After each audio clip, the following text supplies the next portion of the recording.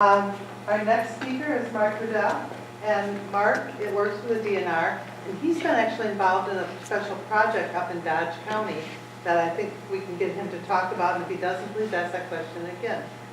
So Mark is the Tmdl coordinator for the Rock River. It's total maximum daily load, and that's how much pollution can this river handle before it's impaired. And of course, we're right now doing a lot more, so we have to figure out what we have to get down to. So Mark, I'll let you go from there. Thank you, Susan. It's a pleasure to be here. So yeah, I'm the Tmdl project manager for the Wisconsin DNR. I actually split my time between the Rock River Basin and the greater Milwaukee Basin, which includes 3 rivers and the harbor estuary. I've worked on large-scale watershed projects for 23, 24 years now in my career. A lot of work in the Great Lakes, but also the South. So I've seen projects that work, projects that don't work. I think probably one of the biggest messages that I give to people is that it certainly is doable. And there are examples across the nation of large-scale watershed restoration projects that do work, that have worked, that have been successful. It's about expectations. It doesn't happen overnight. It's like trying to change the course of a big ship. And that big ship has got momentum and it's driving in a certain direction, and we decide we don't like the way that's going. And so we've got to get all the little tugboats all working together, pushing in the same direction, and slowly changing the course of that ship. And so it's not something that happens overnight, but something that happens over a couple of decades with long-term investment. So we built our society over 150 years, and we can't flip it overnight.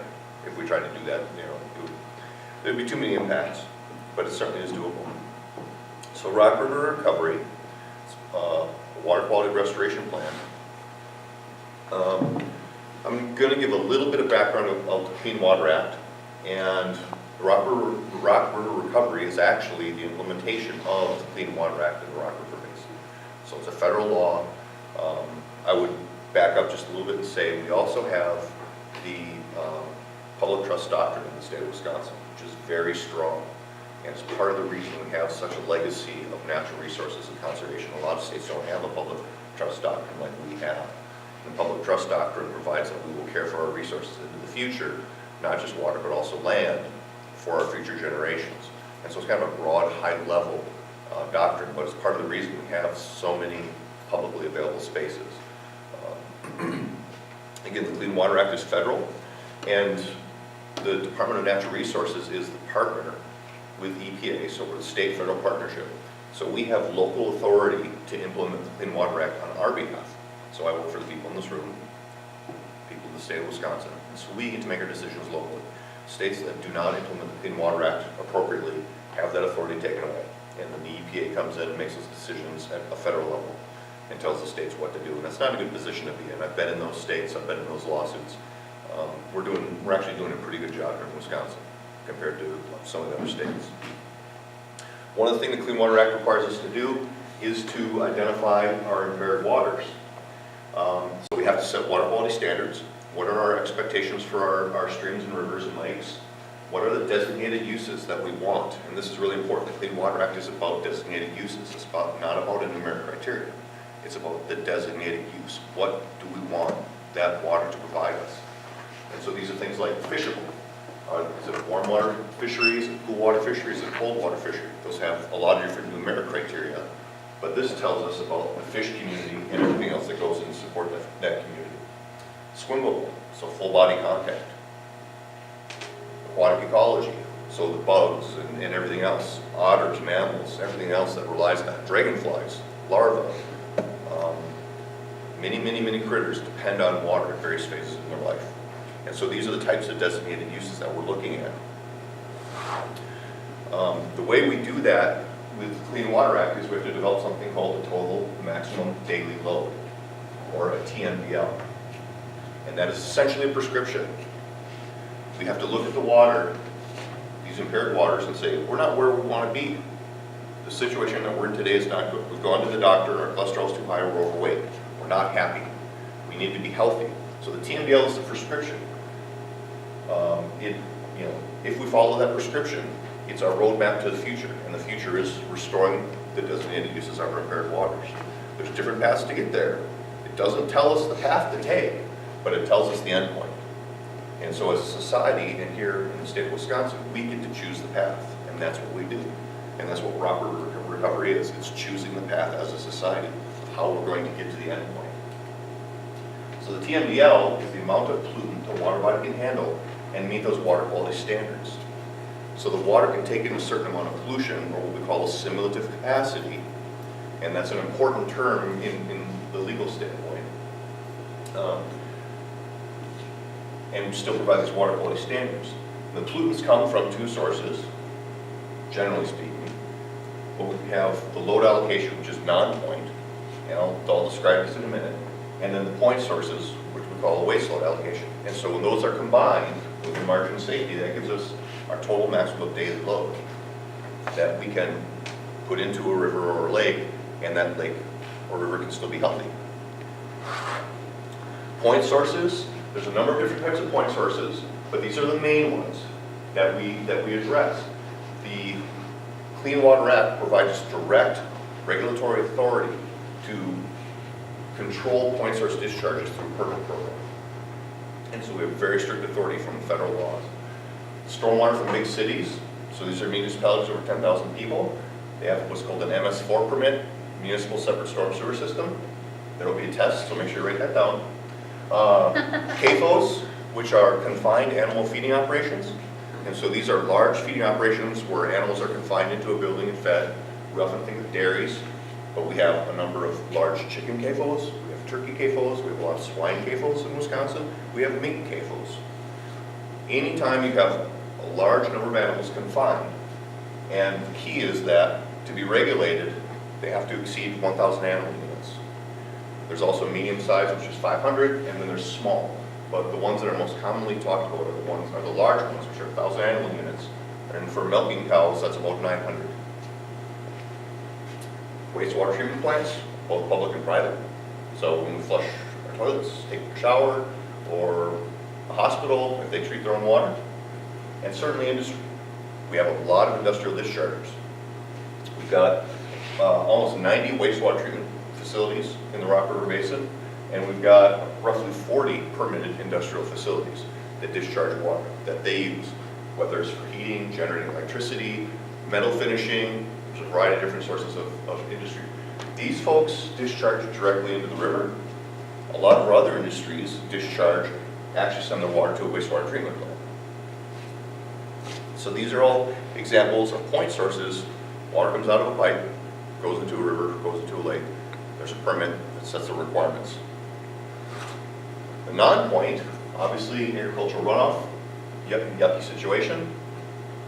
Stormwater from small communities.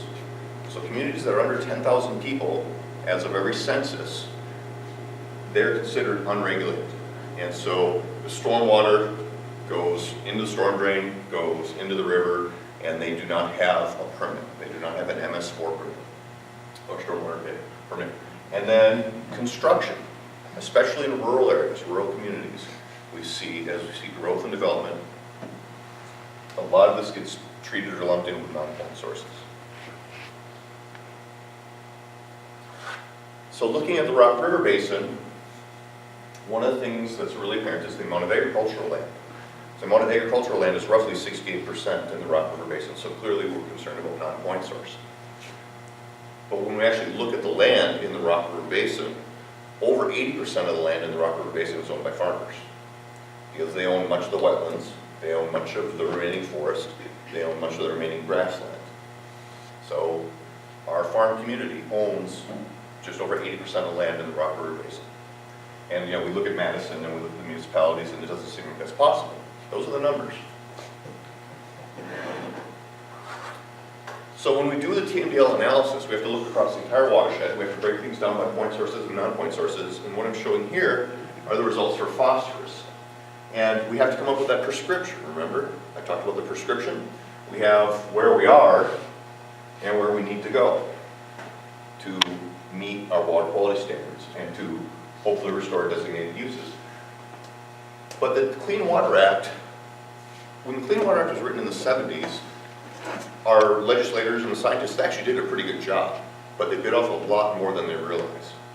And the language that's in the Clean Water Act actually asks a lot more of us than we realized at the time. We have to look at a assimilative capacity of the receiving water body. It's not just the amount of pollution. It's the designated use. It's the fishery type. It's the bug type. It's the IBI scores. It's the things that Nancy was talking about.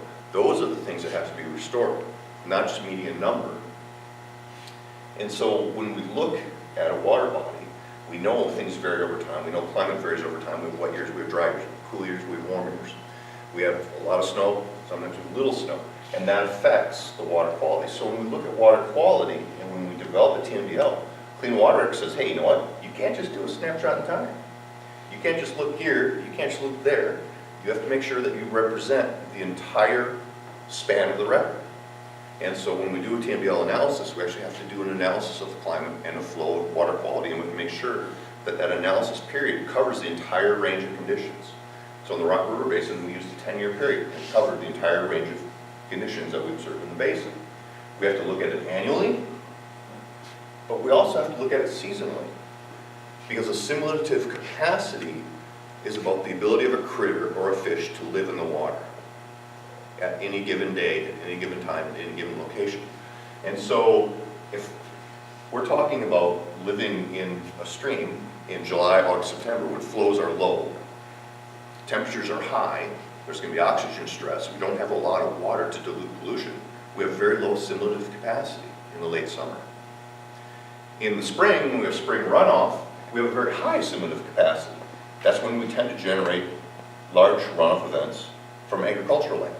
So when we look at an analysis, we can have a couple of years that generate a lot of phosphorus from ag land, and that's what we see. We can have a couple of years of really big storms, big snowmelt runoff, and we generate high pollutant loads on an annual basis. But we also have high flows, so the concentrations are buffered. When we start looking at the months and we look at the most stressed months, the stress on the biology of the system, we see those July, August, September months, and we see that it's actually discharge from wastewater that produces the highest impact, because flows are low, and at the same time that flows are low, our industries are typically running at their highest capacity. We're generating the most electricity, we're generating a lot of our highest production in the summer. So it's kind of a perfect storm, if you will. And so that's why we have to consider annual and seasonal variation in assimilative capacity. If we were only looking at farms, we would miss this. If we only looked at point sources, we'd miss that. And so the TMDL has to address both. We have a lot of monitoring data in the Rock River Basin. I guess the main point I want to show on this graph is that if the dot is red, in this case for phosphorus, we're not meeting our water quality criteria. But that's a numeric criteria. Again, remember, that's a numeric criteria. If it's green, it's hitting it. If it's yellow, depending on the stream, 0.076 to 0.1, it may or may not be hitting it. Obviously, we have up in Horicon Marsh area, one thing I want to point out is in Horicon Marsh, we're typically discharging from our long-term records about 0.28 to 0.3 milligrams per liter of phosphorus, which is almost identical to the concentrations in Lake Mississippi. So the water leaving Horicon Marsh has a very large load of phosphorus. And that's predominantly from a legacy of decades of abuse and past land use practices, sediment and phosphorus stored in Horicon Marsh, plus a lot of carp, plus a lot of wave disturbance. There's been a massive effort for farmland preservation, nutrient management planning, for all the lands contributing to draining Horicon Marsh, combined efforts with the U.S. Fish and Wildlife Service. So we know that we've got this big legacy of sediment and phosphorus in Horicon Marsh that contributes to the downstream impacts. Generally speaking, as we move downstream, we do tend to see concentrations reduce in the Rock River Basin, or in the Rock River proper.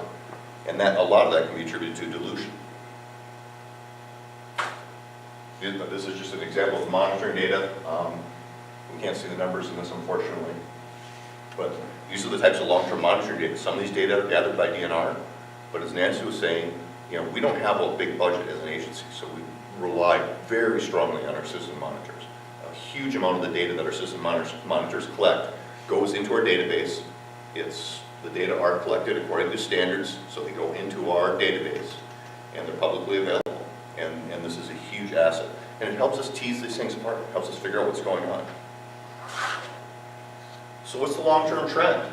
If we go all the way down to Beloit, and we look at the Rock River Afton, this is one of our longest-term gauges, and we look at the phosphorus levels, we've had a significant reduction in phosphorus concentrations over the last 40 or so years since we started implementing the Clean Water Act. Now, getting out here in the future, that's our target. That's where we want to get in the Rock River Basin. So we have work to do. We got a lot of low-hanging fruit. And a lot of this was work that was done on point sources and some of the early conservation efforts with our farmers. And I think one thing that we tend to miss, and this kind of made me get to the question that was asked earlier, is that farmers don't tend to go out and say, hey, I'm doing a good job farming. We've got a lot of no-tillers. We have a lot of farmers that are doing things right. Yes, we have some that are not. But a lot of the low-hanging fruit has been hit. And so what's remaining is, you can see this curve is kind of going like this. It's getting more and more challenging to get those last bits out. It's getting more and more expensive.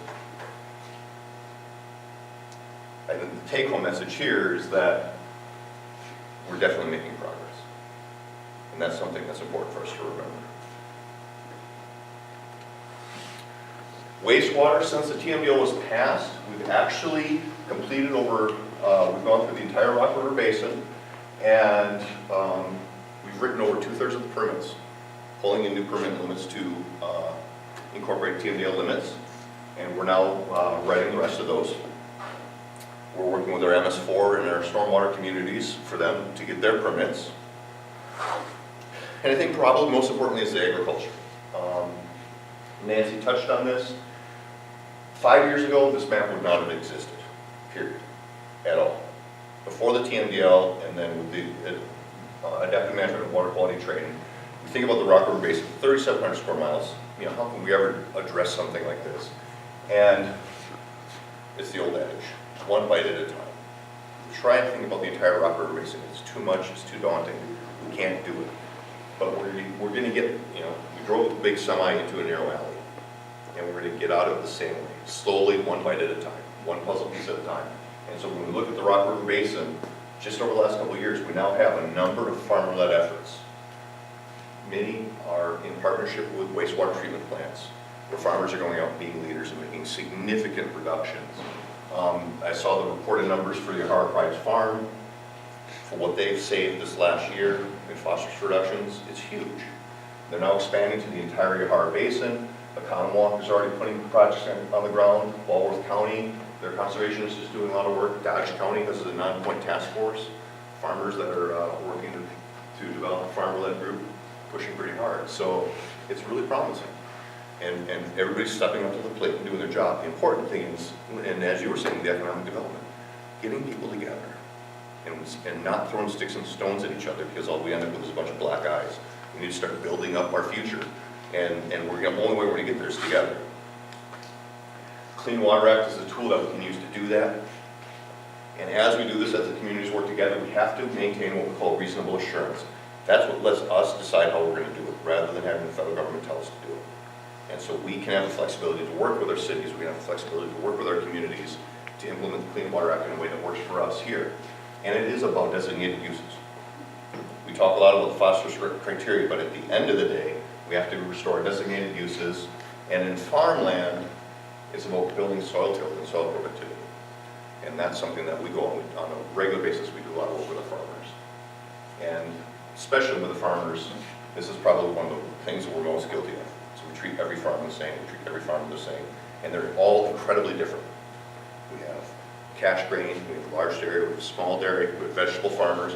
They're all completely different economic models, completely different farm operations, and we can't broad brush farms any more than we can broad brush an entire business segment. I think with that,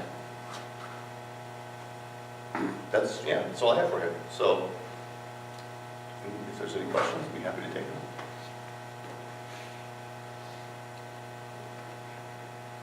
them. Do you find that, as far as the farmer, a farm that's been in a family for 100 years, and maybe now the millennials or Gen Y are coming in and they're going to, you know, revamp and do it a little different, maybe make it more mechanical, whatever. Do you think that demographic is more adaptable to, and because they're familiar with the problems that we have in the river and stuff like that, as a, you know, you have your, I don't know how, I don't want to offend anybody, but you know, you have farmers that have been farmers and they're towards maybe the end of their farming career and the kids are taking over, and do you find that you have, they're more willing to adapt, that younger generation maybe? Oftentimes, you know, a lot of the farms that we work with are 4th, 5th generation farms, and there's a lot that are in transition, and so keeping the farm going is a real concern. Being, you know, we had family farms both sides of my family. We lost both of our farms, and in my lifetime, and you know, I mean, I remember our farms we lost, and so that weighs very heavily on people's shoulders, and so we do see, you know, as parents grew up farming in the 60s and 70s, wanting to put their kids in school, we see a lot of young people went to school and got a degree in ag sciences or animal husbandry and came back to the farm, and they're now implementing the things that they learned.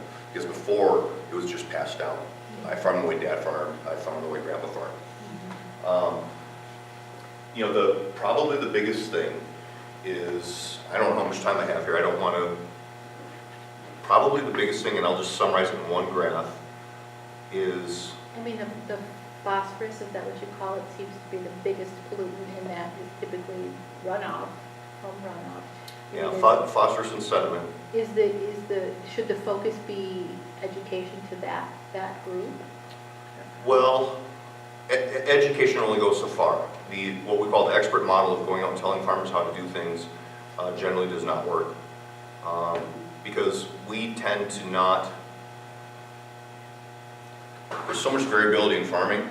We don't know what works on the farmland. We don't know the soil as well as the farmer does. And so empowering farmers to farm better.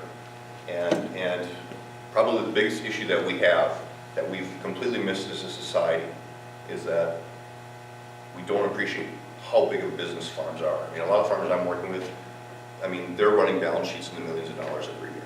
Right. And they don't know if they're going to make it until the end of the year. Mm-hmm. Every year, they may lose their business.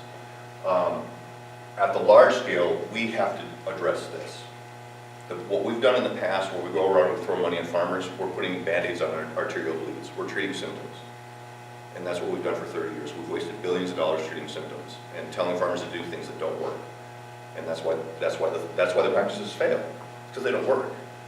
The Farm Bill does this, and this is in the state of Wisconsin.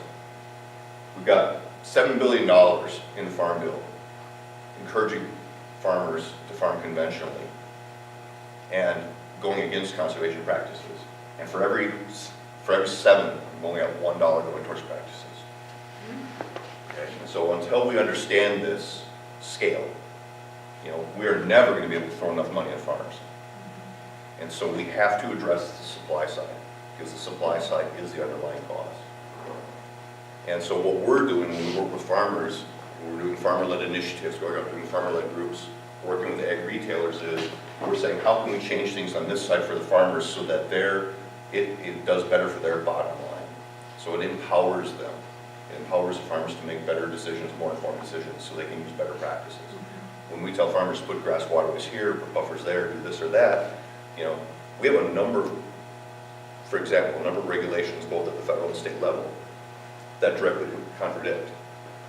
We tell a farmer to put land in a buffer, now he can lose his use-based tax credit because it's no longer ag land. And so on the one side we're saying, oh, you shouldn't plant that. Well, then he puts it in a buffer, now it's no longer farmland. And all of a sudden the farmer gets hit from the other side. We have a number of programs like that that are totally contradictory. And we have to listen to farmers to understand that, because sometimes these agencies don't talk to each other. This comes from an audit of how federal tax dollars are spent. Federal crop insurance encourages growers to plant crops and land that is vulnerable to soil erosion and discourages landowners from adapting good conservation practices. The crop insurance programs is an unintentional impact, but they have they have a bunch of farmers that try to practice good farming.